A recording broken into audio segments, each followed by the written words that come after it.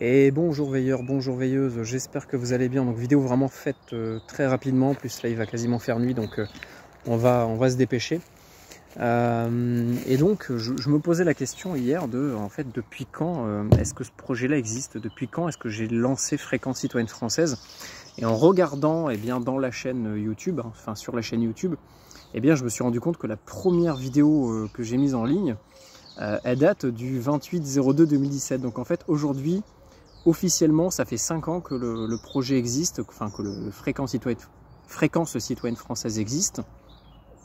Et voilà, aujourd'hui, je voulais un petit peu vous parler des débuts de ce projet-là et de qu'est-ce qu'il faut en retenir. Donc au début, j'étais vraiment tout seul, c'était juste... je vous mettrai le lien de la vidéo en description et ça vous permettra de voir un petit peu comment est-ce que ça a commencé. Aujourd'hui, bien sûr, la vidéo n'est plus référencée parce que bon, elle est très vieille et puis c'était pas très bien cadré, c'était filmé de nuit, enfin c'était très brouillon par rapport à ce que j'essaie de poser en fait dans la vidéo. Et en fait, l'idée de base de cette vidéo, enfin de ce projet, c'était juste d'essayer de proposer, de structurer les communications entre citoyens en cas de catastrophe. Et c'est tout. Et en fait, c'est autour de ça que d'autres projets ont vu le jour ou se sont greffés. Donc notamment le projet Réseau Radio Résilient, le projet 7-7 Radio Rando Montagne, le réseau CIDEF de veille citoyenne. D'ailleurs, je vous motive à venir sur le réseau. Si vous avez un smartphone, venez sur Zello. On est là-dessus. C'est ici qu'il faut bosser en plus de Discord. Si vous êtes que sur la chaîne, vous n'allez pas faire grand-chose. Et donc vraiment au tout début, j'étais vraiment tout seul. Et très rapidement, en fait, en posant mes idées comme ça, j'ai de suite des gens qui sont venus me dire, me contacter en me disant écoute, ton projet, moi j'y crois. Je vais t'aider d'une manière ou d'une autre, donc que ce soit techniquement, financièrement, humainement, etc. Et ça fait vraiment plaisir parce que ces gens-là, il y en a certains, ils sont encore aujourd'hui dans le projet, ils sont encore aujourd'hui en train de m'aider, de mettre des choses en place, et c'est vraiment magnifique, quoi. Et ça fait du bien, surtout aujourd'hui dans un monde où aujourd'hui on est dans un monde ultra individualiste, où chacun voit que son nombril, et ça fait plaisir quand même de voir des gens qui restent altruistes, qui ont un esprit d'entraide. Et sans jugement. C'est ça qui est bien, c'est que voilà, moi j'ai mes particularités, j'ai mon caractère, j'ai mes opinions, et malgré ça il y a des gens qui acceptent et qui savent mettre ça de côté. Et moi c'est pareil, c'est à dire que dans le projet, moi tout le monde a toujours été les bienvenus, bien sûr sauf ceux qui foutent vraiment le bazar, mais voilà, dans notre projet, en fait, on a tout. On a des ingénieurs, des gens qui ne sont pas qualifiés. On a des gens, monsieur, madame, tout le monde.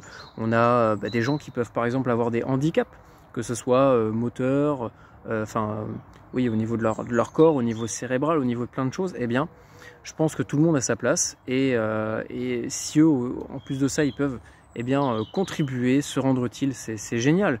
Et si je peux, chez certaines personnes, même faire découvrir certaines passions pour la radio, le secourisme, le milieu associatif, c'est encore mieux, là c'est le top. Donc voilà, dès le début dans ce projet-là, j'ai des gens qui y ont cru, qui m'ont aidé, qui m'ont soutenu, et qui sont toujours là. Pour certains, il y en a d'autres qui sont plus là, parce que voilà, ils ont fait leur petit chemin, et aujourd'hui ils sont passés à autre chose, et c'est tout à fait normal, et je le comprends totalement. Je les salue, même, voilà, j'ai rien contre vous. Et à l'inverse, j'avais des gens qui venaient me dire que de toute façon ça ne mènera à rien, que personne ne participerait à ce projet-là, parce que c'est un projet qui ne peut pas se faire tout seul, c'est impossible, même si au début j'étais tout seul. Voilà, il y a des gens comme ça qui sont venus direct dire que c'était nul, que ça servait à rien. Et en fait, il ne faut pas les écouter. Moi, c'est vraiment ce que je veux vous faire retenir aujourd'hui dans cette vidéo, c'est que si vous avez un projet, quel qu'il soit, il ne faut pas écouter ces gens-là. Vraiment, les gens qui juste sont là pour vous pourrir et juste pour vous rabaisser, ne les écoutez pas, ne gaspillez pas votre énergie. Moi, j'ai gaspillé mon énergie trop souvent à leur répondre, à essayer d'entamer une discussion, à entamer un dialogue. Ça ne sert à rien. Ça ne sert à rien. Ces gens-là, on ne pourra pas les changer. Ils sont comme ils sont. Voilà, ils sont bloqués dans leur truc. Faut zapper. Il faut éviter de gaspiller cette énergie-là, parce que moi, j'ai tellement gaspillé de ma patience, parce que c'est aussi de la patience. C'est que voilà, on a tous un niveau de patience, et à un moment donné, on ne supporte plus, parce que les gens sont insupportables. parce que justement on rentre dans leur jeu et eux ce qu'ils veulent c'est qu'on leur réponde, etc. Donc moi je suis trop de fois rentré dans ce jeu là, même si aujourd'hui c'est très dur pour moi. Ouais, vous voyez, j'ai mon caractère, hein, encore une fois, personne n'est parfait. Mais aujourd'hui j'essaie de me retenir, ou alors je leur réponds juste très simplement pour qu'ils lâchent le truc et que ça clôt le débat. Et je préfère prendre cette énergie-là, pas la gaspiller pour le coup, mais la consommer dans eh bien, des projets qui vont vraiment servir, dans quelque chose d'utile. Parce que leur envoyer des commentaires, ça ne sert à rien. Et ce qu'il faut aussi retenir, c'est que quand vous faites quelque chose et que des gens viennent vous dire que ça ne sert à rien, essayez de vous dissuader de ne pas le faire. Eh bien, c'est justement ça qu'il faut faire. C'est vraiment ce que j'ai retenu, c'est qu'à chaque fois que des gens vous envoient des pics par rapport à quelque chose que vous faites qui est différent, parce que moi je suis quelqu'un de base qui est très différent on va dire de la norme des gens en général, que ce soit au niveau de ma manière de penser, au niveau de plein de choses. Et à un moment donné, j'ai appris à m'en foutre en fait. Et j'ai très vite compris que si les gens me critiquaient sur certaines choses, c'est justement parce que ça les dérangeait et parce qu'ils savaient que je tapais dans le mille en fait. Et c'est ce qu'il faut retenir. Donc à chaque fois que les gens vont vous dire que c'est pas bien, qu'il faut pas faire ça, c'est justement qu'il faut le faire. Parce que en fait c'est tout simple, c'est une logique imparable. Si vous êtes face à quelqu'un qui dit de la merde, qui dit n'importe quoi, qui dit des trucs qui n'ont aucun sens, vous vous en foutez. Le mec qui dit n'importe quoi, ça ne mènera jamais à rien en fait ce qu'il dit, parce que ça n'a aucun sens. Mais quelqu'un qui dit la vérité, une vérité qui des fois peut pas forcément être sympathique par rapport à votre mentalité, par rapport à votre voilà, vos principes, je sais pas, plein de choses, hein, vos idées, n'importe quoi, ce que vous êtes, ce que vous avez, je sais pas moi. Eh bien, là de suite, ça va remettre en question la personne. Elle va devoir se remettre en question ses idées et elle-même. Et donc ça la dérange. Et donc les gens n'aiment pas ça. Et c'est à ce moment-là qu'ils vont réagir et vous envoyer des pics. Et donc, à chaque fois que j'ai eu des attaques, et là, si vous suivez un petit peu ce qui s'est passé durant ces dernières années, on en a eu des attaques, on en a eu des emmerdes. Et justement, ça m'a encore plus motivé parce que je sais que si ces gens-là font ce qu'ils font, c'est parce que moi, je vise dans le mille à chaque fois. Nous visons dans le mille et notre objectif, nos projets sur lesquels on est en train de travailler, c'est justement ce sur quoi il faut se la donner à fond. Et c'est vraiment ce qu'il faut retenir. Alors attention, je ne suis pas en train de dire qu'il ne faut pas écouter tout le monde. Il y a des gens qui vont vous critiquer, mais de manière constructive. Et ça, je trouve que c'est aussi super intéressant et super important parce que je remarque que beaucoup de fois, il y a pas mal de milieux. Je ne vais pas les citer parce qu'encore une fois, ce n'est pas le but, mais ils se reconnaîtront sûrement. Et il y a plein de milieux qui ne se remettent pas en question et qui moulinent et qui se cassent la gueule. Et parce qu'il n'y a pas une remise en question. Et cette remise en question-là, ça passe par se faire clasher, tout simplement. Et nous, c'est ce qui est arrivé. Et puis, on a eu plein d'embrouilles, plein d'histoires, plein de soucis.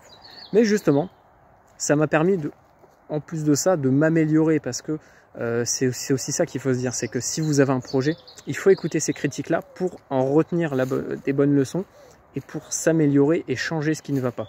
Plutôt que de continuer dans l'erreur en fait, à être dans l'erreur et à mouliner dans le vide. Et je vois pas mal quelques associations avec qui j'ai pu déjà dialoguer, avec qui j'ai déjà pu voir un petit peu ce qu'ils faisaient au niveau de leurs activités. Et j'en remarque que souvent, il y a un manque de prise de recul par rapport à ça. Et c'est ce qui fait qu'en fait, ils ont pas la bonne recette. Et ça ne marche pas, et ça ne marchera jamais. Voilà, c'est comme essayer de faire des crêpes sans œufs et sans lait. Voilà, ça ne peut pas marcher. Ou alors si vous surdosez ou si vous sous-dosez, ça ne marchera pas non plus. Ça ne vous donnera pas une crêpe comme il faut. Et là, c'est exactement pareil. Donc en fait, il faut juste activer un CT-CSS dans votre tête. Le CT-CSS où il va falloir filtrer que le positif et le négatif on le dégage. Donc en fait, tout ce qu'on va vous dire de positif, il faut le garder. Il faut s'en servir d'énergie, d'essence, de moteur. Pour avancer. Et tous les gens qui vont vous dire des choses négatives, alors justement, je pense qu'on pourrait même les transformer en choses positives pour nous motiver encore plus à faire ce qu'on fait. Et c'est ce que j'essaye de faire depuis le début, et c'est ce que je fais, parce que je sais que on vise dans le mille et qu'il faut taper à cet endroit-là. Et il y a des projets sur lesquels il faut absolument qu'on aboutisse. Et donc voilà, c'était vraiment la leçon d'aujourd'hui. Donc je vous mettrai un lien justement de cette vidéo pour vraiment que vous voyez en fait de quoi on est parti. On est parti de rien, de ça, de cette vidéo, à ce qu'on est aujourd'hui. Et c'est génial, parce que en fait, on avance à notre niveau, avec nos moyens, avec... En fait, ce qui compte avant tout, c'est l'esprit d'entraide. Même si les gens font mal les choses, ce qui compte, c'est qu'ils le fassent. Et c'est qu'ils le fassent dans un bon état d'esprit pour aider l'autre. Et pas pour avoir de la reconnaissance ou pour avoir de l'argent. Non, nous, ce qu'on veut, c'est juste aider et s'entraider.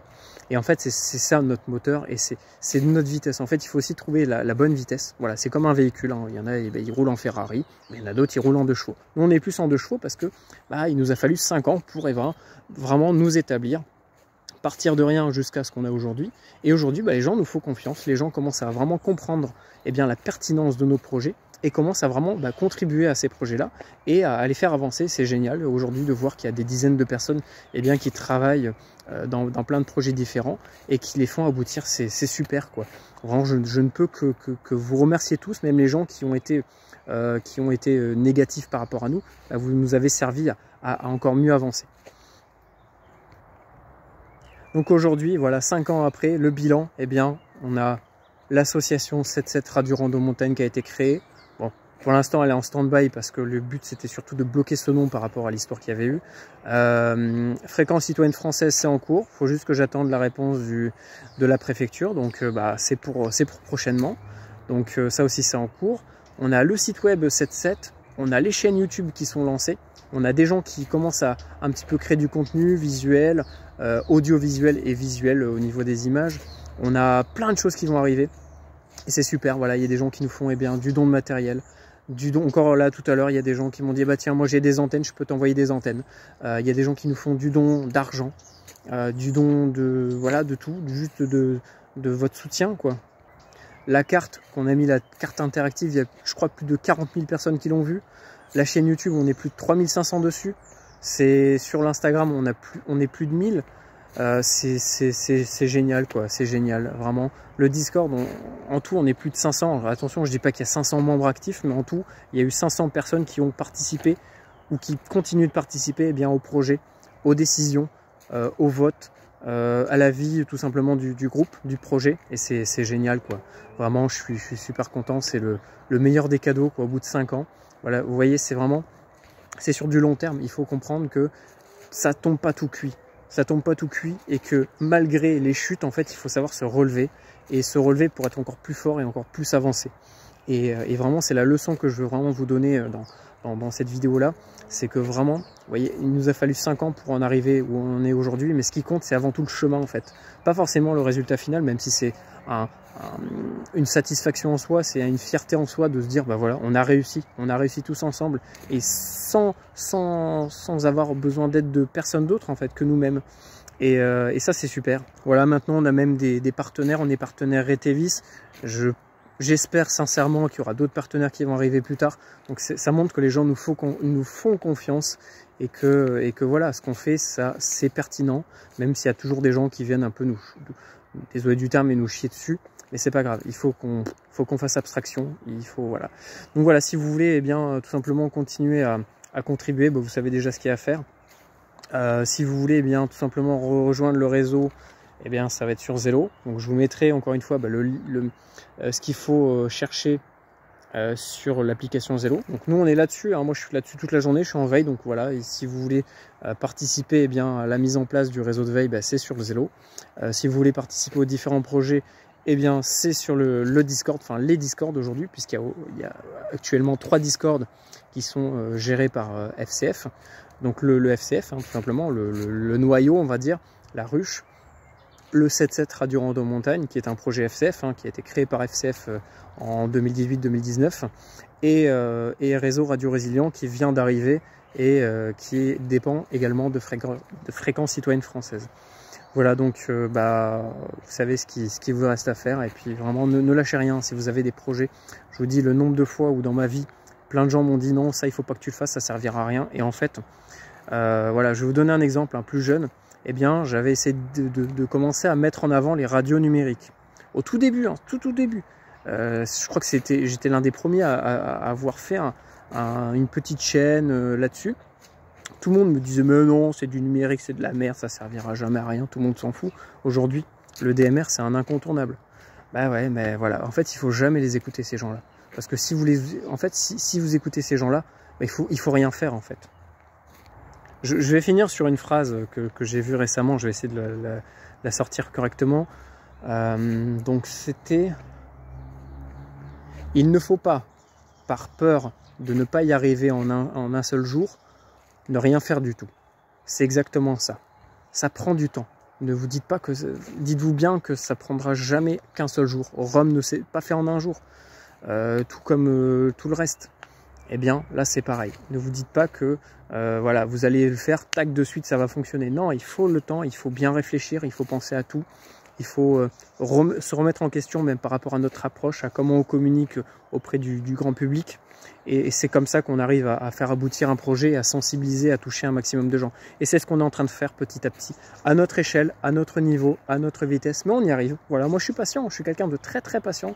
Donc 5 ans, je suis encore prêt à attendre 15 ou 20 ans, même s'il faut. Mais je sais que dans 20 ans, on sera toujours là.